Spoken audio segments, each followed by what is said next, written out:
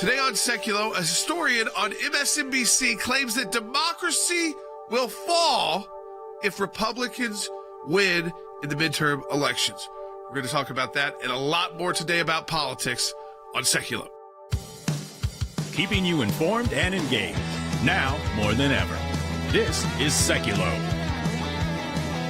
We want to hear from you. Share and post your comments or call 1-800-684-3110. And now your host, Jordan Sekulow. Hey, welcome to Sekulow. We are taking your phone calls too. We want you to call in today. You know, if you're in battleground states, and there's suddenly in battleground congressional districts even, and there's so many new ones on the map that we see the Democrats feel like at least their back is up against the wall. They haven't given up yet, by the way. So do not think for a second that they've given up on this election. In the House, I mean, it's more about the numbers. They've already played a game like, well, if we only lose this many seats and that many seats. But the Senate, they are not giving up on this. They're not giving up on gubernatorial races. And remember, if they don't give up on the Senate gubernatorial races, which they're not, the money's still flowing to them, the Democrat donors. That those down ballot races that are getting tight, like those House races, are get that much tougher to win, especially in those districts that were more heavily in support of Biden in the last election cycle.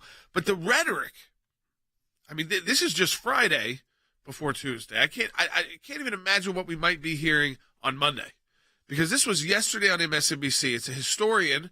His name is Michael Beschloss. He's a well-known presidential historian, a writer, obviously, a liberal. But he takes this. This is, to put into context, just remember, this is him talking about the outcome of a midterm election, not who's the president of the United States, not who's in charge of the military, not the executive branch, not who's in charge of even foreign policy. Literally, it's the midterm election, which at the federal level is mostly about stopping bad policy, like, for instance, being able to stop the appropriations of funds to increase the IRS by 80,000 new agents with $87 billion. Take a listen to his outrageous rhetoric. A historian 50 years from now, if historians are allowed to write in this country, and if there are still free publishing houses and a free press, which I'm not certain of, but if that is true, a historian will say what was at stake tonight and this week was the fact whether we will be a democracy in the future, whether our children will be arrested and conceivably killed. We're on the edge of a brutal authoritarian system, and it could be a week away. Okay, I've got to say something on this, because I think this is the outrage of what they're doing. If 50% of the country is divided, the country is divided, so 50% of the country are conservatives, is this guy really believing that if conservatives get power again, as I have in the past, that this is the end of democracy? I mean, seriously, that this is the end of democracy as we know it. We're no longer a constitutional republic because people are pro-life, which is really what they're saying at the end of the day, and that means everything's off. And we're authoritarian because we want lower taxes, or we want to produce more fossil fuel. Less government involvement in your daily life. Yeah, that's the opposite of authoritarian, but it's also this idea he forgets. As a historian, you would think he knows too, that because we set up a democratic republic, we have this big check on all the branches of government that prevent any of these atrocities that he's talking about. We're not a democracy. We're not a straight-up constitutional republic. And because of that, the government's checked not just by the co-equal branches of government, but by a constitution that the military makes sure is enforced. They take the oath to defend the Constitution of the United States. They don't take an oath to defend Congress and to defend, or just the president or just Congress or just the judiciary. At the end of the day, their oath is to protect all of our rights by defending the rights given to us in the Constitution. So here's what we have to realize, and I mean this very seriously. If we want to maintain a constitutional republic, we have to engage the process. We've been engaging the process at the ACLJ for 40 years. We had all of our lawyers in yesterday and laid out a new framework of how we're moving forward. And we got to be aggressive on the life issue in the courts. It's going to be a have to. We are in a matching challenge campaign for November and December, and those are our two biggest months of the year. It sets the entire budget for the organization. We have so many opportunities right now for acquisitions of projects for property, to expand our reach in Washington and other states. It's unprecedented. But we need your support. I'm going to ask for it right now. If you're watching this broadcast on Facebook, or more importantly, Rumble, or YouTube, or ACLJ.org, and you're able to do this, make a gift to the American Center for Law and Justice today. ACLJ.org. We're going to have that gift match, any amount, ACLJ.org. Democratic leaders refusing to take responsibility for America's crime crisis. 77% call it a major problem nationwide. Total crime skyrocketing in big cities across America. Let's show what the polls say voters want on crime. That weak on crime policies put criminals over constituents. That's a fear among voters. 65% of you said the issue of crime will be very important to your vote. They have this conspiracy going all across America to try and convince people that in democratic states they're not as safe. Well, guess what? They're also not only election deniers, they're data deniers. Violent crime is up at 7.8% in the states. These are mothers, fathers, daughters, sons who are being murdered in our streets. Statistically, it is the most dangerous time in this country than it has been in 30 years, and yet these people act like it's a joke. I mean, everybody needs to get serious about crime. When they talk about crime, you know, they're just trying to gin up all kinds of fear and anxiety in people. They're not dealing with it. They're not trying to tackle it. And so I view it as an effort to scare voters. We've been talking about this for 2.5 years. It's something that impacts all Americans. It's not just Republican or Democrat. We all want safe and secure communities. Absurd that what they just said about not seeing crime. We see with our own eyes on the street. We see it when we ride the subways. Liberal newspapers have to report the challenges of rising crime because of these soft on crime policies, including defund the police, which has been championed by the left, not by the old Bill Clinton left, but by the left that's running both the federal and state governments around the country. President Biden hasn't invited us there to have a summit on crime in this country, despite the fact that we're seeing historic people being murdered, historic numbers that we haven't seen, and it's impacting our minority communities the worst, to the tune of 12 times the homicide rate for Black Americans to everyone else. So where's the outrage?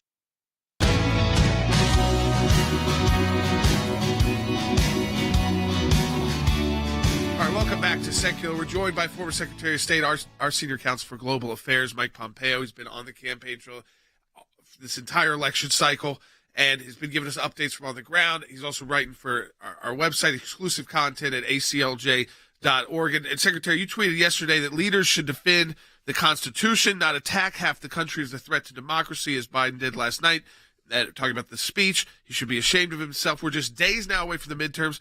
The rhetoric, the apocalyptic style messages. We have a historian that was on MSNBC. We were playing the first segment, Michael Beschloss, and he's talking about children being killed by an authoritarian government if Republicans win the midterm elections. We all know, Secretary Pompeo, midterm elections are very important. These gubernatorial races, AG races, down ballot races, of course they're important. But the fact that they're saying if Republicans win the midterms, we've lost democracy.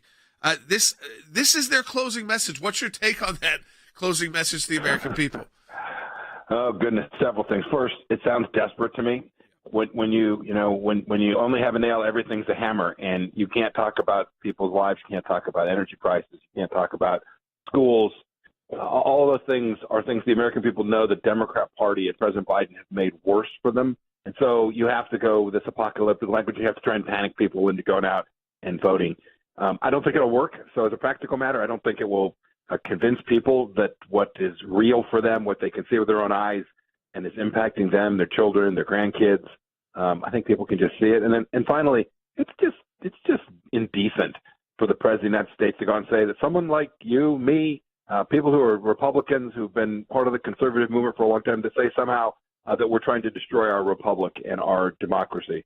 This guy campaigned on uniting America, and he has taken at least half of the United States, I think more than that, and told them that they are not patriots, not American patriots. And that's just, it's wrong, it's indecent, and I hope that when this is over, President Biden will come back and apologize to those Americans who are just trying to take care of themselves, their communities, their churches and synagogues, and their families. You know, Mike, we live in a constitutional republic, and we have a country that's deeply divided politically, and that's okay. A lot of countries are deeply divided politically. But for one party to say, if you vote for the other party, it's the end of democracy as we know it, is such not only an overreach, but it's so disparaging to half the populace, as if their way is the only way. So, with all their liberal talk, they're not very liberal in their ideas of inclusive, of thinking about other people's ideas. So now you got the leader of the Democratic Party, who happens to be the President of the United States, saying, if you're a Republican and you're going to vote pro-life, you are destroying democracy. Because they really believe that abortion issues will destroy a democracy? Well, first of all, it's important to remember that we're right. And when you ought to first win the argument, and they've completely abandoned winning the argument because they can't win the argument. They can see that the American people have walked away from their big government, radical abortion set of understandings of the things that matter most. And then I think, too, I think when you do this, when you're the President of the United States and you engage in this behavior, you are in some sense throwing in the towel. You are acknowledging that your ideas have been rejected. And I remember when President Obama said that it was Republicans and conservatives who were clinging to their guns and their Bibles. I remember that moment, too, as demonstrating that their ideas had just lost any relevance for the American people, and the American people ultimately rejected them for that reason. I think that's going to happen again in a handful of days here. Can I ask one other question, Jordan, as a follow-up? Mike, this is something I read last night. We had a meeting with all of our lawyers from around the country. We knew you're coming. We're going to actually see you next week. But this is I'm very concerned about this article that I've read, and I've done some research last night and this morning, where the largest hedge fund in England, the Elliott Group, is warning that hyperinflation could lead to, quote, global societal collapse. And this is not a fly-by-night firm. They are worried that the hyperinflation going on in Europe and some that's going on in the United States could literally put us back to how the economy felt in World War II. It already feels like how we did in 1979 with Jimmy Carter. What's your thoughts on this? You dealt with these groups and these governments. What's your thought on this? I mean, England's got a mess. Yeah, they have a mess. And in the Elliott Group, these are serious people, thoughtful people, not prone to crazy, fanciful thinking. So we ought to read it, take it seriously. Look, Europe has to get serious, too. It has to stop living in the fantasy land that it had, which said, don't worry, we can do deals. We can do deals that put us dependent on Russia. Don't deal, we can shut in our own energy. We can have ever bigger government spending. They've lost that central set of understandings that made Europe the place that it was with the rule of law and human dignity. America is not far behind. The work ethic is something that matters an awful lot. We have to teach our kids the right things in the schools, and I am counting on all of us in the West. Those of us, the very things that the ACLJ has been working on for the last decades, those are the things that built the greatness of our country, the Judeo-Christian heritage of our founding. Those are the things that work. And when you hear someone like the Elliott Group talk about hyperinflation driving civilizational collapse, it is partly financial, but I think it is deeply about decency and respect for families and respect for life that puts the civilization that we know and love. If you said what's really risking it, it is that, not just the fact that inflation is high. You have a new piece up at aclj.org today. And the title is a new report. It came from Senator Burr. Confirms that COVID likely came from a CCP, the Chinese Communist Party, run lab. What will people learn if they check out your piece, which is, again, this is exclusive to us at aclj.org? Sure, and I try not to say I told you so very often in life. And if you read this piece, I try to avoid it too. But in the end, we've known for quite some time that the far and away most likely source of the virus that killed millions of people around the world and destroyed so much of our economy here at home was this laboratory in China. And it matters, A, for accountability. The Chinese Communist Party unleashed that on the world. But second, we have to make sure it doesn't happen again, and that lab is still open. And I think Senator Burr's report, the minority report, lays that out pretty clearly. He doesn't rule out the possibility there might have been another origin, but he confirms what I've believed at least since March of 2020, which was this was an accidental release from a Chinese laboratory, and then the Chinese Communist Party chose to permit it to travel all around the world and decimate the global economy and so many human lives. You know, Mike, our millions of listeners around the country and many hundreds of thousands on our social media applications know this. And I lost a brother to COVID early on in the COVID issue, and young, 51 years old, and died, leaving his wife and my niece and my sister-in-law, obviously. And I want to know not just where it came from. I want to know how to hold these people accountable. And I know for a fact under the previous administration, we were going to hold them accountable. There was a plan in place to hold the Chinese accountable. And this, what they unleashed on the world and also in the United States, has not only ruined economies, ruined job prospects, it's destroyed families. I mean, this has destroyed families. And the Chinese cannot get away with this. I know they're huge. I know they got a big army, and I'm not saying for war. I'm just saying they have to be held accountable in international forums I have been involved in for 3 decades. I just cannot see letting them just get away with this and move on to something else. We were determined to do this in the Trump administration. We were absolutely determined. And your point is well taken. There are many places you've litigated them. The ACLJ has been an important part of holding violators of this nature, not just human rights. This was a knowing release of a relatively lethal, highly contagious virus. And they said, fine, get on airplanes, travel the world. That is a knowing act, an intentional act, and accountability can be had. It's going to take American leadership to do it. It's going to take it from both the government and folks like the ACLJ. And I am confident that this report will be another pillar, another leg in the stool that will give us the opportunity to do that. I hope the Biden administration will take this on board and begin to support those very efforts that we had begun at the final months of the Trump administration.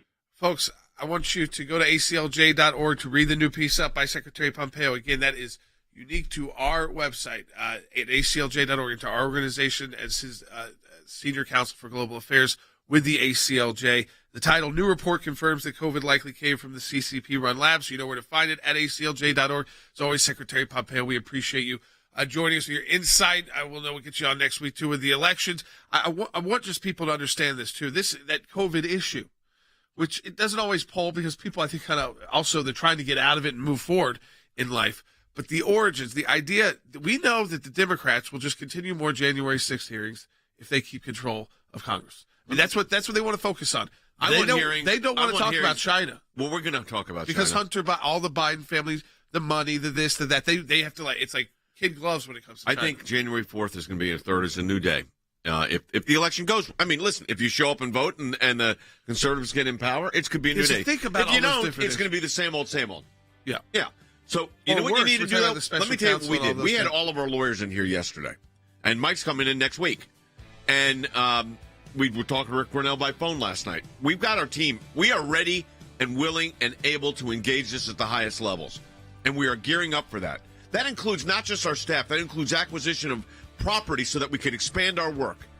I need you to support the work. We need you. Jordan, I need you to support. Logan wants you to do this too. The whole Sekulow family saying support the work of the ACLJ. You keep this broadcast on the air, all our social media. Logan said yesterday, a lot of our social media posts are in the top 10 of shared posts on all these Facebook and social media applications. Support the way ACLJ and our Matching Challenge campaign, aclj.org. Do it today, aclj.org. I was at a board meeting at Jews for Jesus, and the executive director said we've got a case. The Supreme Court had just granted review. It was about literature distribution at airports.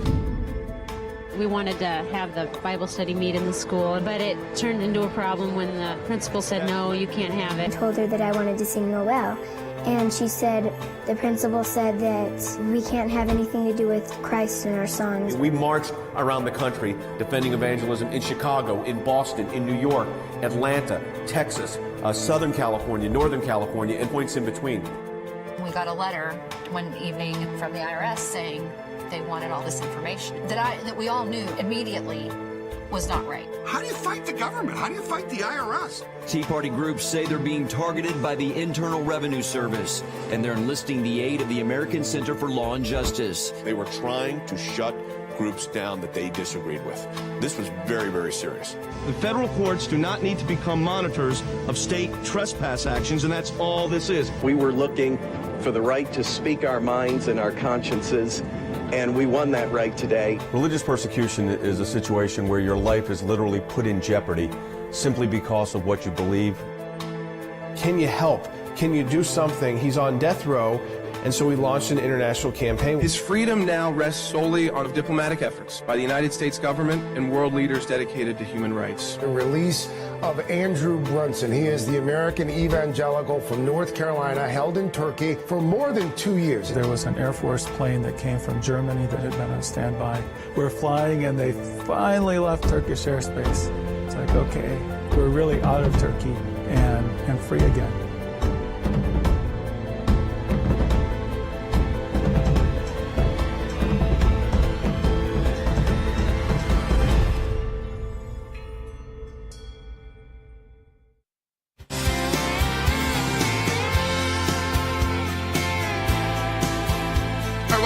Sekulow. We do want to hear from you today on the show. The insight, everybody's on the ground in a different district, in a different race, in a different state, and we want to hear what you're hearing and also what you're seeing on the ground. What's it look like at your polling place? What are your friends saying?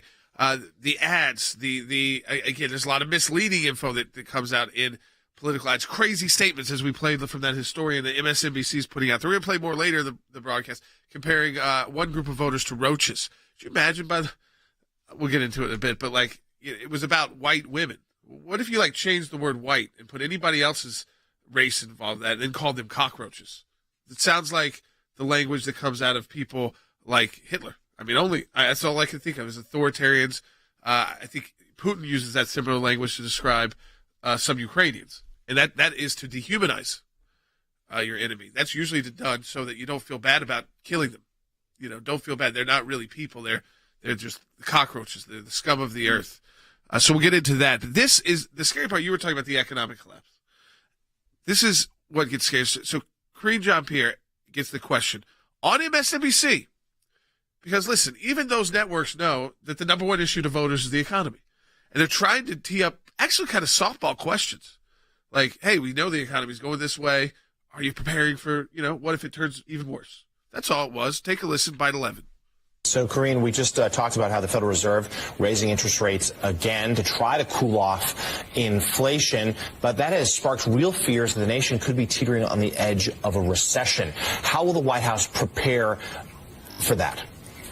So, want to be clear, there are no meetings or anything happening like that in preparing for a recession.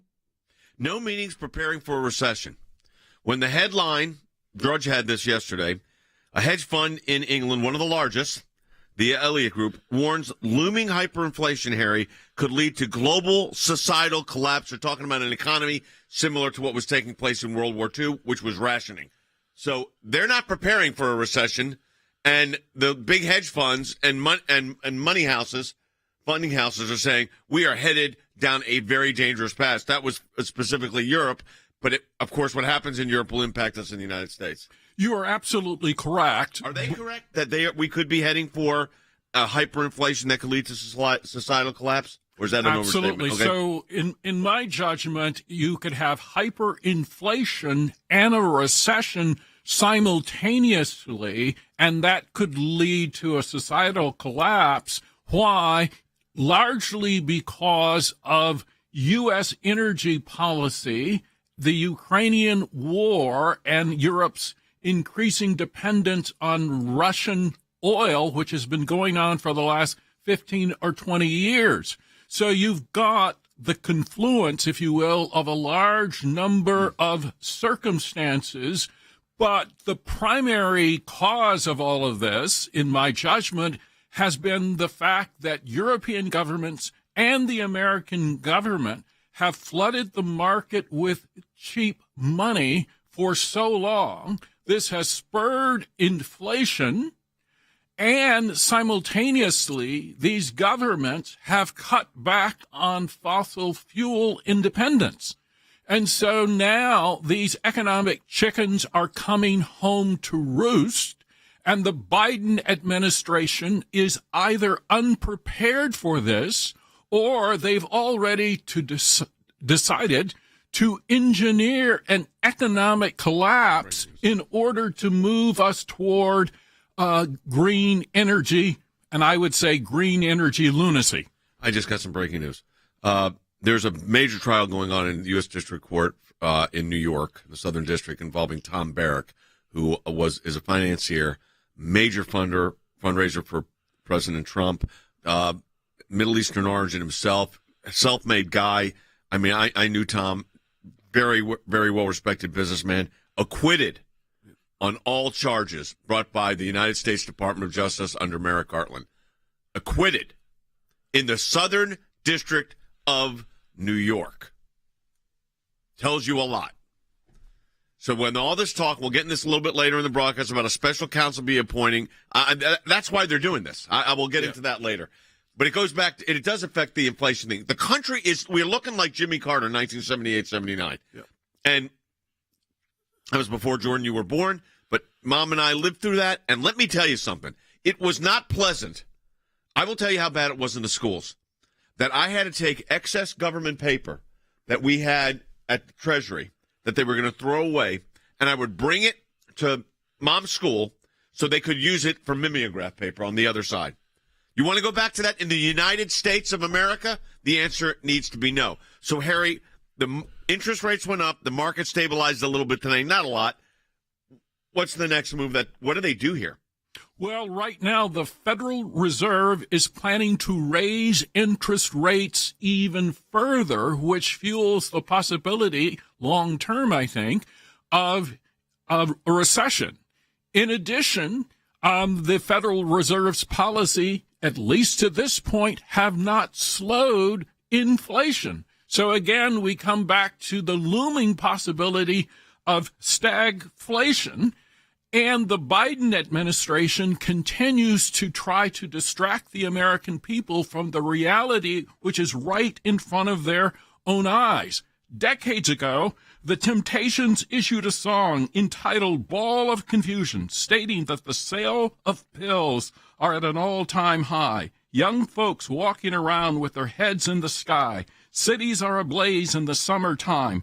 Fear and tension everywhere. Unemployment rising fast. And the band played on. This is exactly what the Biden administration is doing. It's basically created a band that is prepared to ignore the evidence right in front of their own eyes, and then they play a game. They try to distract the American people from the impending reality. That was a 1970s, by the way, hit tune by They were great. It was a great tune, but it was because we were already in a rising inflationary environment in the 1970s. Yep. That Nixon was trying to control, it started putting in whip inflation now, that's what it was called, to try to get it under control.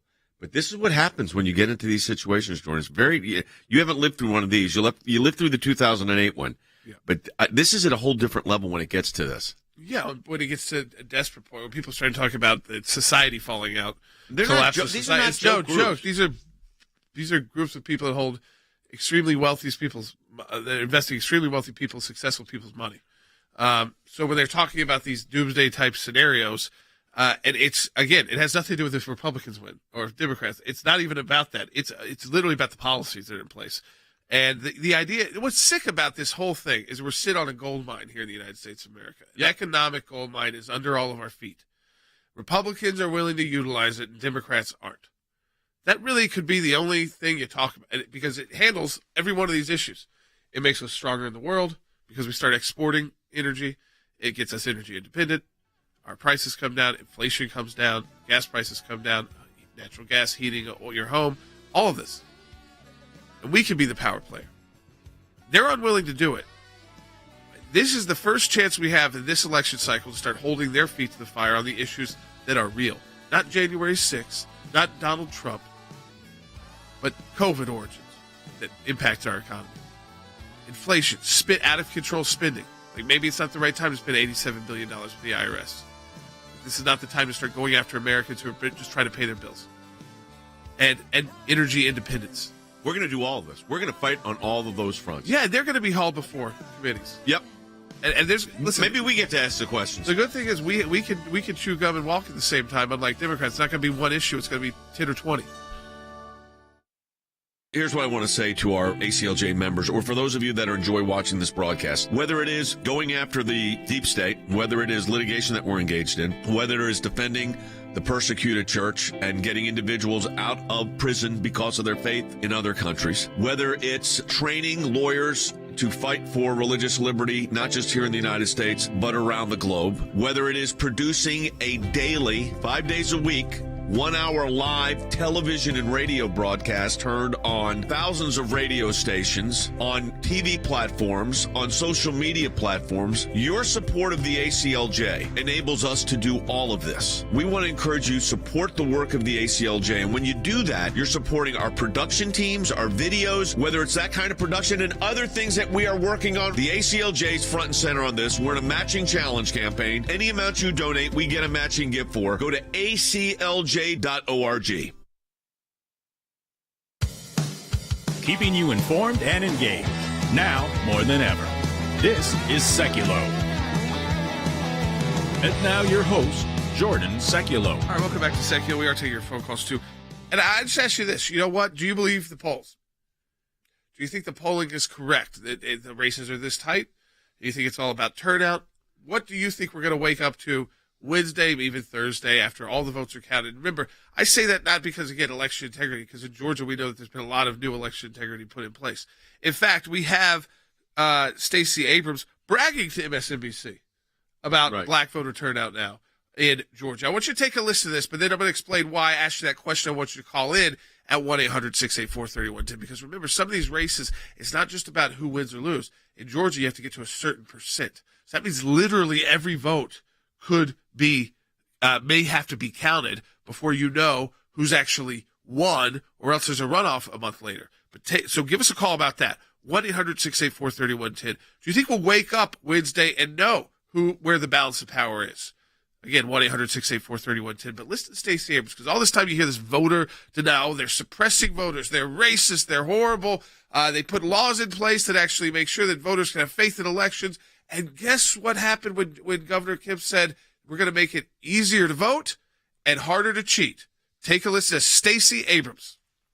What is your expectation for black voter turnout in this election by election day? We know early voting has started. How do you see the numbers? Where do you see the numbers? Go ahead. The numbers are extraordinary.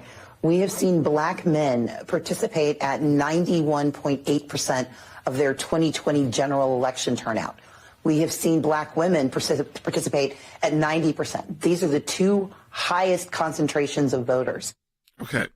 Now, how could she say then that the law that was put in place by Georgia suppressed voters, when in fact these are the highest numbers ever seen before in history? It actually shows you Republicans play fair. When they put these laws in place, they're not racist, they're not to suppress voters.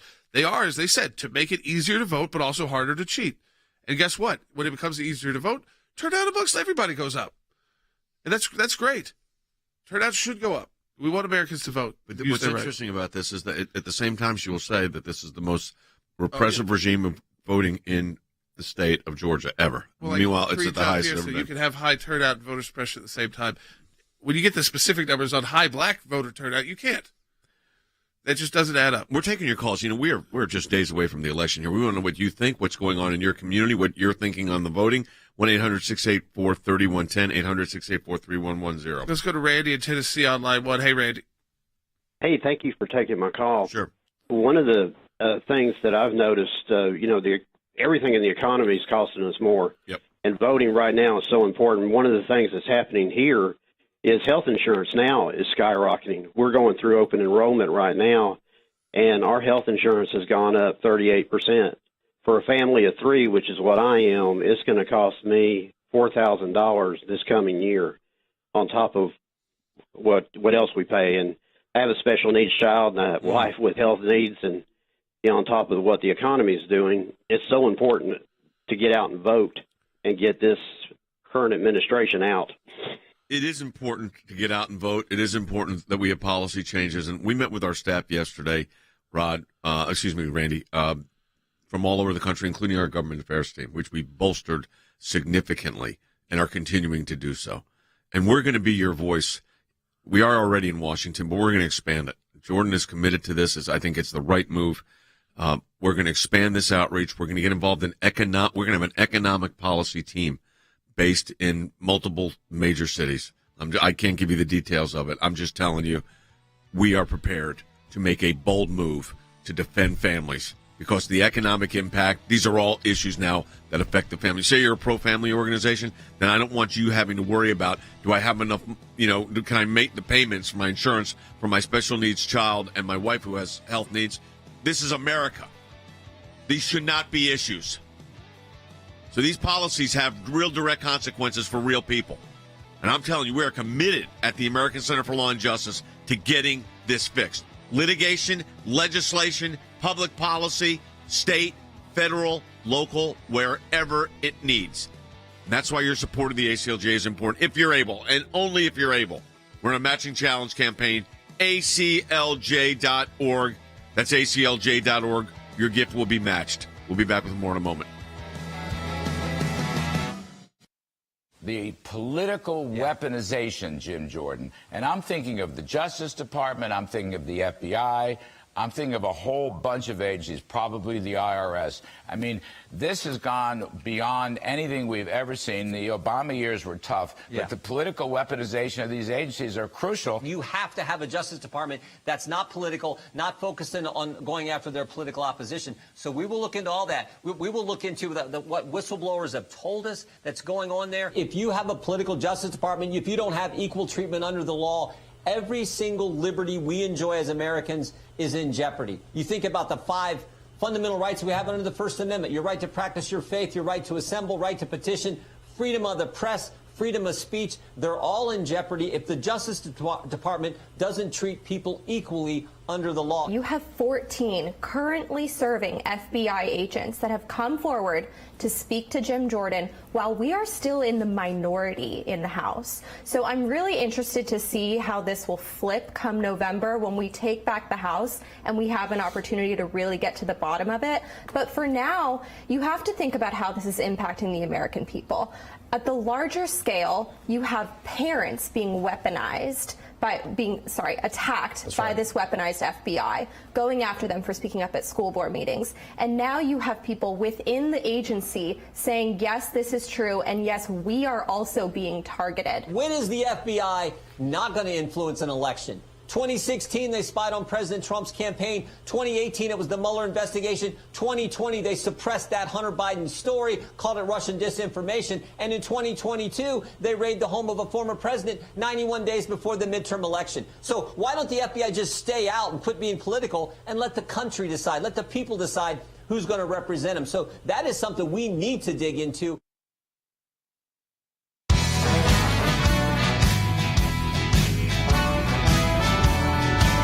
All right, welcome back to Sekulow. So a new report has been put out by the Republicans on the House Judiciary Committee. This is kind of a preview. Like I said, that's a 1,000-page report, so it's a comprehensive preview. But as the minority party right now in the House, they only have so much power, so much ability to do their own investigation. But what they've been relying on is whistleblowers coming to them directly. So not so much their committee power as a sense of a place to go where people can tell them this is what's happening specifically at the Department of Justice and the FBI. So the report is released. It's 1,000 plus pages. And it has all, and again, it's still a preview. It's like I said, it's a preview to investigations because there's different places to go in this report. But to kind of sum it up for people, the term is used in the report directly. The problem, the rot within the FBI festers in and proceeds from Washington. The FBI and its parent agency, the Justice Department, have become political institutions. That is the one thing they're never supposed to be. So, Andy, you were a U.S. attorney in charge of the criminal division in Atlanta for the U.S. Attorney's Office, one of the biggest offices in the country. I was with Treasury. And so we were government attorneys in our backgrounds here. The idea that you've got a weaponized Department of Justice, they attempted to weaponize the IRS. We shut that down through litigation. But a weaponized Department of Justice and a weaponized FBI, to the point that whistleblowers are coming forward and saying this has to stop. We can't keep this from keep happening. How dangerous is this, Andy, that we've reached this level? And I thought Jim Jordan did an excellent job of laying it out. You look at 2016, look at all these elections and what they did. Well, Jay, I'm a historian. I don't want to be a prophet of doom, but I also have a perspective of 1,000 years of history behind me to look at. And when an investigative agency, which is supposed to investigate the commissions of crimes against people by foreign entities and so forth, turns into a political tool of the administration, in this case, the Justice Department, this is a prelude to the kind of oppression that we saw in countries that crumbled in Eastern Europe and in Western Europe as well, and around the world. And this is what I'm afraid the FBI has done and what has occurred to this agency that I worked with for many years in the United States Attorney's Office and had a great deal of respect for, and still for the line agents do. But the rot, and it is rot, that comes out of Washington, the lack of leadership, the lack of objectivity, the utilization of the FBI for political purposes and as a political weapon to do the bidding of the corrupt, manipulative, and abusive Merrick Garland, that woke administration. Now, I had an Attorney General, Griffin Bell, who was a man of integrity, Jay. You know, He's a Democrat. He was a Democrat. Yeah. He was on the Fifth Circuit Court of Appeals. He was a man of great integrity. I'm proud that his name on my certificate, my commission, I've got the names of two Attorney Generals, Griffin Bell and Benjamin Civiletti. You know, both Democrats, but committed to the fact that the FBI was neutral in its analysis of crimes and was never, ever political. I never, ever had the United States Attorney Bill Harper, who I served under before becoming acting U.S. Attorney, come to me and say, Andy, is this a good political case for me? Is it going to be good for the Democrats? Because I served under Democrats, Jay. So you know, my beginning I did, and then it was Ronald Reagan. But I will tell you this, I never had did I have a political conversation with Preston White, the district counsel, or Jack Yarborough, the regional counsel of Treasury? And the answer was no. Never. But that is not the way it is now. No, and Norm is calling from Maryland on line 3, and I think it ties into this question. Hey, Norm, welcome to Sekulow. You're on the air. Thank you, and thanks for taking my call. Hey, in your opening monologue, you mentioned societal collapse. Yep. And I don't know that I really know exactly what that is, and was wondering if you could define it for us. So, Andy, we were just kind of mentioning how some of it starts. It's the collapse of trusted institutions, basically leading to anarchy. That's so right. that the people have such lack of faith in institutions that are supposed to treat everyone equally. That doesn't mean, again, that you have to love the IRS. Doesn't mean you have to always love the DOJ and FBI. But at least you're supposed to believe and have this faith that they're not coming to prosecute someone because their political views on Twitter. That they're coming to prosecute them because they committed a crime. That's true, Jordan. When I call the Atlanta Police Department or I call the FBI or the Secret Service in a counterfeit case or something like that, I don't expect them to come in there with a political agenda. I expect them there to come in there and to look and determine whether a crime has been committed and the law has been violated. Societal collapse means the collapse of confidence and faith of the common individual in institutions that society has created, in our courts, in our schools, in our healthcare providing institutions, in our government. That's what societal collapse means, a falling together and apart of all these things that have held the fabric of society together for so long. Well, I've got 6 grandkids, and let me tell you what I don't want. Societal collapse or Jimmy Carter politics of 1979. And we're seeing that replayed right now, except now it's on an even hyper level. Now, I find it interesting today, and I'm glad that Tom Barrack was found not guilty. The idea that he was prosecuted for this shows the outrageous nature. Now, they are talking, there was a leak yesterday in the press, but I think this is probably what they're thinking. That Merrick Garland is, you ready for this? Talking about deja vu, folks? Here we go again. Talking about appointing, you guessed it, a special counsel to put all of the Trump investigations under one special counsel. Bob Mueller was the former one, who knows who they'll use this time, to organize it all. And I look at that and say they will not even stand on their own independent grand jury investigations individually. They have to have a special counsel because the Justice Department is not capable of handling this. Yeah. Which, you know what that means? Target again. Yeah, again. And this is all in the about same nonsense of doing it. They're not going to rely on U.S. attorneys, regular U.S. attorney, line attorneys to handle it, even though they have these grand juries going on. They need a special counsel. You know why? Politically, that goes on and on and on. 2.5 years with Bob Mueller? That there's been any criminal conduct. No, that they could prosecute successfully. Doesn't matter. And that's what they're doing, Andy. Because or at least that's what's being reported right now. It's a dragging you through the mud for months or years. Why are you running for office, maybe? Well, this is likely. It sounds like. I mean, now that's leaking too. So no secrets. It's just that they say it's. I think the outcomes of the midterms will be important here. So I don't think it's 100% till we know that. But we're talking about likely knowing the first Republican confirmed presidential candidate being Donald Trump in like the next week or two. Yep. And again, he might make a different decision if things go south for Republicans. Yes. But I think if they go the way people are talking, the way Democrats are freaking out, there he goes, and they come right back with a special counsel. It's like again, this idea that they want to drag our country through that again, but this is their only issue. Yes. This is it. Can we do it if the cockroaches bite?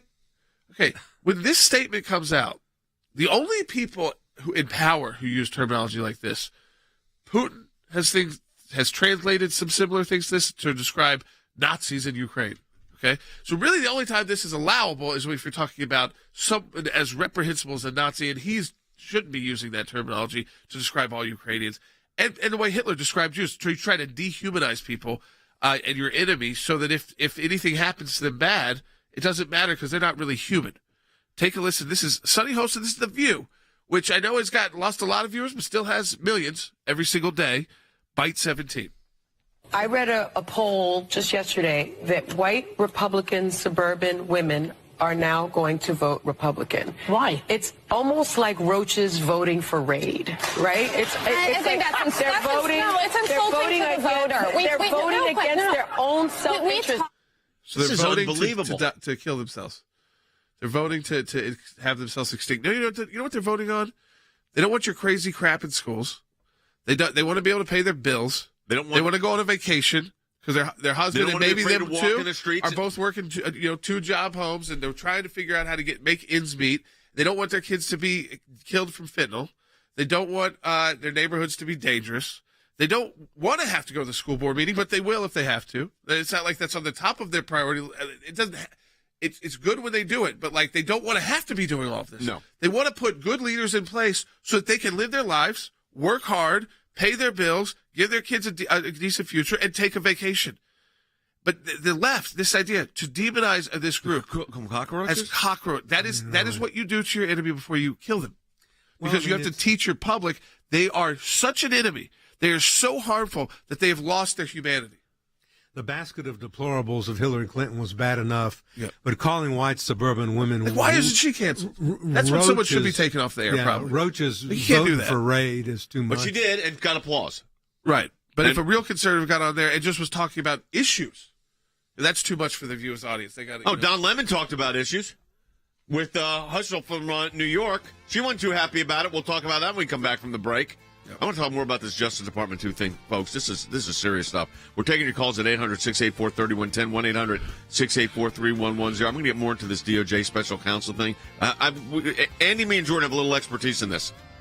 Okay? Yep. We know what this is. Make no mistake about what this is. To drag the country through this for another 2 years. This is what you're talking about. Can't rely on the Justice Department to do it. We got to bring in a special counsel. Maybe they'll appoint Andrew Weissman as the special counsel. Great person. Yeah, there you go. We're going to take your agenda. calls at 800-684-3110, folks. We are gearing up for a lot of fights. Support the work of the ACLJ at aclj.org. We're in a matching challenge campaign just at the beginning of it here in November. Any amount you donate, we get a matching gift for aclj.org. When we see something, when we hear something, when we're concerned about an issue, we don't just talk about it. We do something about it. And that goes to our Government Accountability Project. If we allow leaders in Washington, D.C. to make decisions behind closed doors, unaccountable to the people, then we are going to get skewed and corrupt decisions. There are lots of other places to do lots of important work for America, but the ACLJ has taken up a lane which is irreplaceable. The Freedom of Information Act, that's a statute that allows us to get information from the government. Starts with a letter from our offices in Washington to these agencies. And it says, give us this information on these topics.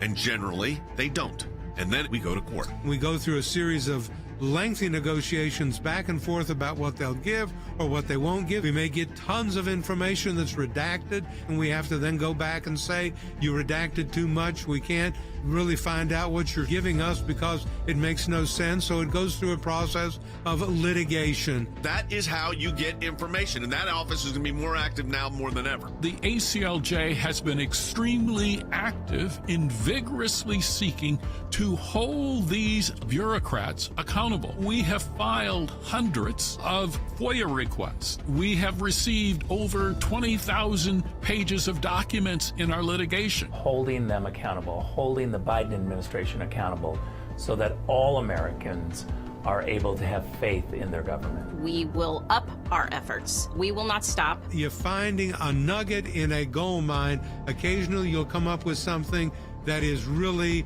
a bombshell, but you have to persist in doing it, and that's what we do. That's a little bit of what we do through our Office of Government Accountability, and of course that comes under our Office of Government Affairs.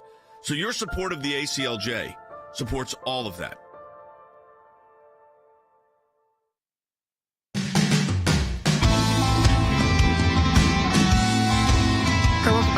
a second. I want to play this one, too. This is coming from the View. I play this again not to amplify their message, but I think that most of you have tuned out of those kind of shows. But you need to know this is that the audience that they're going for there is the audience that probably is not like hard partisan, but or doesn't know that they're getting such partisan talking points sold them, and they're trying to get them out to vote.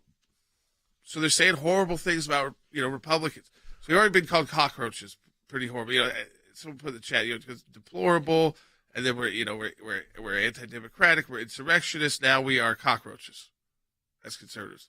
But listen to this one too, because they go further with Joy Behar. We're not even Republicans anymore. It's not just a political party. It's bigger than that. Take a listen. Yes, you're not voting for Republicans. You're voting for a cult. Remember that. It's a cult. It's not Republicans anymore. Most of the people in cults come out of Hollywood. This is funny because that world, like they're the ones drawn into that cult because cults praise them as these unbelievable human beings because they're on television. The truth is that the Republican Party has never been more diverse in its history. It was not always the Big Tent Party, but it's they don't like what it's become. It's not a cult. They don't know what to define it as because they don't know why is there Maya Flores in South Texas. Why is there Tulsi Gabbard leaving the Democrat Party? Why, and then going out the campaign trail at the same time? Why are people responding so much to Carrie Lake? Why are they also responding, to Dr. Oz, who was like their friend? On all that. J.D. Vance coming out of the tech world, and then Ron DeSantis of the world. All of these different races, the Herschel Walker. Think about how different all of those people's backgrounds are. They could not be more different, but they all share the same ideology, the same goal, which is to make America strong, safe, and secure. And energy independent, none of which we are right now.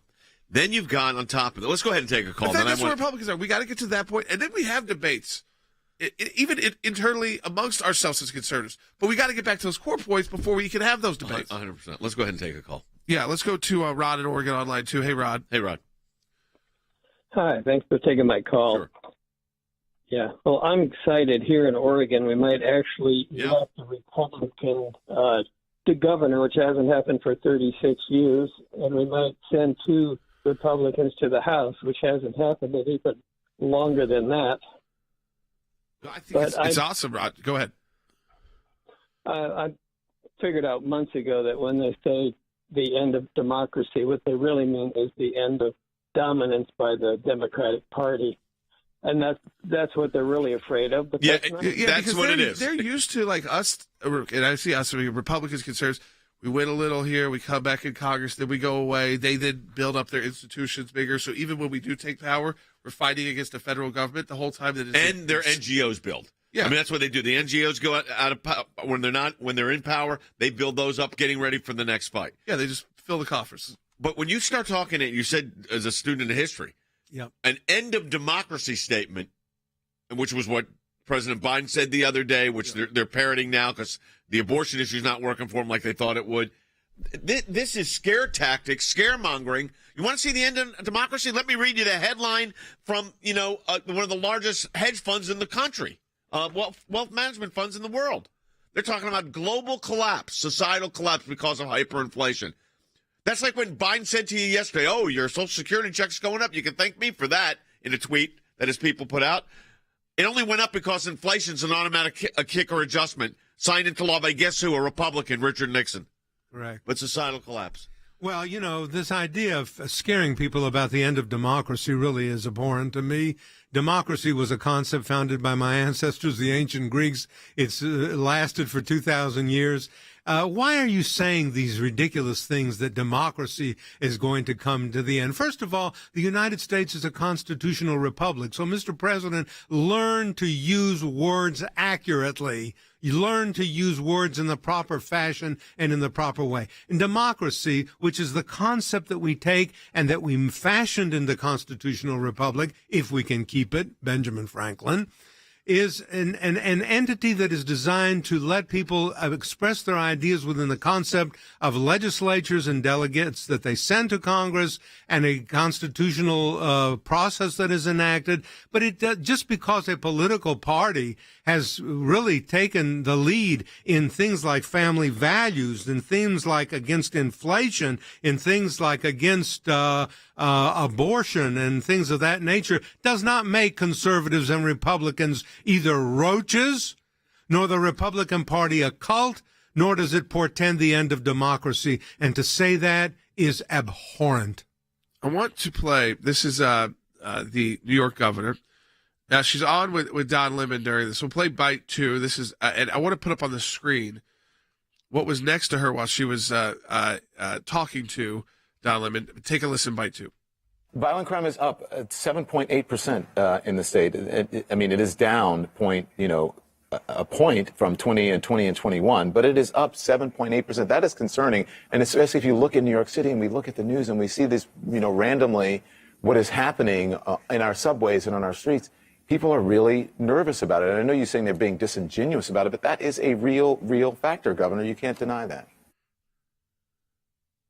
But I do think that there's anxiety out there. You're talking about the economy a lot, and we understand that. I think it's a combination of coming off a tough couple of years with the pandemic, people feeling anxious about the price of everything going up, all their groceries and their rent, and it's a frustrating time, and I understand that. But we want them to know the Democrats actually have real results as opposed to just the Republican rhetoric. And that's really what our campaign is coming down to. Okay, so that whole time next to her, she's talking about I don't really want to address those problems. All that'll handle itself. That's societal collapse is when burglary is up 30% in one city, when grand larceny is up 40% in one city, when total crime is up 31% in a year, when murder 14%, rape 11%. You look at those numbers, felony assault up 14%. This is one of the tougher cities in the country, and the crime. But again, when you have crime numbers like that, you get to talk about societal collapse. It's pretty close. No, of course. Well, we're coming off a pandemic, therefore it's okay for robberies to go up 34%. Because people are back on the street. Because they're back on the street, so they want to rob, and they do that too. And they want to commit rapes like it was committed in New York City this very morning. And grand larceny and auto theft is up because we're coming off a pandemic, and that's understandable. Of course it's not. It's because you don't support your police department, because a police officer is afraid to make an arrest because he may get sued or worse, may get indicted. Right. If you see a police officer trying to get lunch, buy that police officer lunch. Go up and say, I support you. I'm for you. I am behind you 100%. They are not demons. They are your friends. They were our friends in the beginning. Yes, there's a few bad ones, but the reality is that law enforcement is the only entity that we have between civilization and savagery.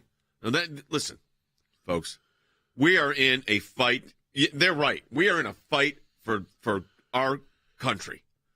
And I want to go back to just for a moment this idea of appointing. I am so aggravated over this, that Merrick Garland, according to the New York Times and all these other reports, is considering appointing a special counsel for these multiple investigations involving the former president. A special counsel. The Justice Department can't handle it themselves. No. We got to appoint another Robert Mueller type and drag this thing on for 2.5 years. You know what you feel like telling them? You got a case? Put it up and go and join issue in court and do it. Yeah. But they don't want to do that. You know why they don't want to do that? Because their big case against Tom Barrack came back on an acquittal in the Eastern District of New York. That's why. I don't know, that's what you feel like saying. Just, hey, you want to just indict me. Try. Well, that's what happened with Barrack. And let's go to court. And he beat. And by the way, I'm glad he won. Let's go to a real court with a real jury trial. So now they're, of course, instead of politics. No. But this is exactly why they want to have a special counsel, because you can just drag it on and write a report that's meaningless. Support the work of the ACLJ, aclj.org.